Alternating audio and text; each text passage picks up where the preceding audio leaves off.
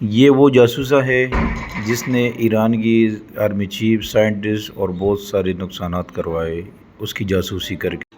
Video تاریخ میں دیکھیں۔ جاسوسی ہمیشہ سے طاقتور ریاستوں کا ایک خفیہ ہتھیار رہی، لیکن جب یہ کھیل نفسیات، مذہب اور ثقافت کو ساتھ ملا لے تو دشمن کی صفوں میں گھس کر وہ معلومات حاصل کرنا ممکن ہو جاتا ہے جس کا تصور بھی نہیں کیا جا سکتا۔ آج ہم ایک ایسی غیر معمولی خاتون کی کہانی سنانے جا رہے ہیں جس نے ایک شاطر ذہن کے ساتھ ایران کے دل میں گھس کر اپنا خفیہ نیٹ ورک تیار کیا، جس نے ایران کی سیکیورٹی کو ہلا کے رکھ دیا، اور یہ خاتون تھی کیتھرین پیریس شکدام۔ بظاہر وہ ایک مغربی صحافی، اسکالر اور مفکر کے طور پر دنیا کے سامنے آئی۔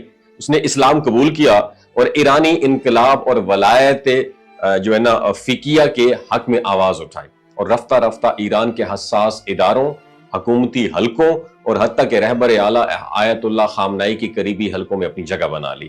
اس کے مضامین ایران کے سرکاری میڈیا اور خامنائی کی ویب سائٹ پہ بھی شائع ہونے لگے۔ ایک مغربی خاتون کا اس حد تک ایرانی نظام میں گھس جانا بظاہر حیران کن تھا، لیکن اس کے پیچھے ایک بہت بڑی سازش کی پرتیں چھپی ہوئی تھیں۔ کیتھرین نے ایران میں ایک عام جاسوس کی طرح داخل ہونے کی بجائے ایک اسکالر، ایک صحافی کی حیثیت سے سیاسی اور مذہبی رہنماؤں کے ساتھ روابط قائم کیے۔ اس نے اہم شخصیات کے ساتھ انٹرویوز کیے، پاسداران انقلاب کے حکام سے ملاقاتیں کی، اور حتیٰ کہ 2017 میں اس کی ملاقات اس وقت کے عدلیہ کے سربراہ اور بعد ازاں صدر بننے والے ابراہیم رئیسی سے بھی ہوئی۔ اپنی تحقیقی صحافت جو ہے اس کے پردے میں وہ ایران کے کئی حساس علاقوں، فوجی تنصیبات اور حکومتی مراکز تک رسائی حاصل کرتی رہی، لیکن اس کی سب سے بڑی کامیابی ایرانی اعلیٰ حکام کے گھروں تک رسائی حاصل کرنا تھی۔ کیتھرین نے نہایت چالاکی سے اعلیٰ حکام کی بیویوں سے قریبی دوستانہ تعلقات قائم کر لیے، اور یہ تعلقات اس حد تک گہرے تھے کہ ان کی بیویوں نے کیتھرین کو اپنی بہن جیسا ماننا شروع کر دیا۔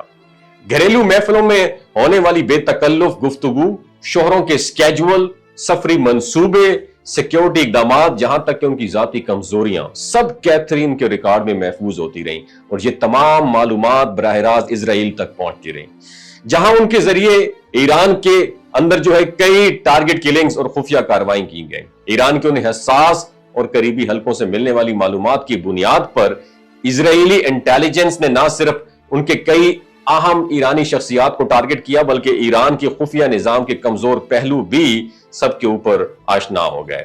یہ ایک ایسا محاذ تھا جہاں میدان جنگ پر گولیوں کی جگہ الفاظ اور دوستی کے رشتے استعمال ہو رہے تھے۔ جب ایرانی خفیہ اداروں کو کیتھرین پر شک ہوا تو حالات اس کے حق میں بدل چکے تھے۔ اپنی چالاکی سے وہ وقت سے پہلے ہی ایران سے فرار ہو چکی تھی۔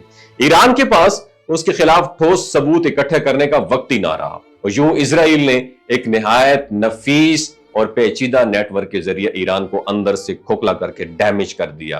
کیتھرین کے ذریعے جو معلومات حاصل کی گئی ان کی بنیاد پر اسرائیل آج بھی ایران کے خلاف خفیہ کارروائیوں میں مصروف ہے۔ بعد میں کیتھرین نے اسرائیلی جاسوس ہونے کے الزامات کی تردید کی، لیکن ایرانی خفیہ اداروں کی تحقیقات اور رپورٹس کے مطابق اس نے نہ صرف خفیہ معلومات اکٹھی کی بلکہ ایران میں اسرائیل کے لیے جاسوسوں کے ایک پورے نیٹ ورک کی بنیاد بھی رکھی۔ اور یہ داستان دنیا کے ان سیکیورٹی ماہرین کے لیے ایک سبق ہے کہ جدید دور میں جاسوسی صرف ہائی ٹیک آلات سے نہیں ہوتی، بلکہ انسانی نفسیات، دوستی، مذہب اور ثقافت کے ذریعے دشمن کے دل میں گھس کر بھی کی جا سکتی ہے۔ یہ صرف ایران کی نہیں، کسی بھی ریاست کی انٹیلیجنس کے لیے کڑوا سبق یہ ہے کہ بعض اوقات سب سے خطرناک دشمن وہ ہوتا ہے جو اپنا آپ دوست سمجھ کے آپ کے سامنے پریزنٹ کر رہا ہوتا ہے۔ اللہ تعالیٰ ہمیں ایسے دشمنوں سے محفوظ رکھے، اور اللہ تعالیٰ ہمیں اپنی صفوں میں دیکھنے کی توفیق عطا فرمائے کہ کون ہمارا اپنوں میں دشمن چھپا ہوا ہے۔ وَمَا عَلَيْنَا إِلَّا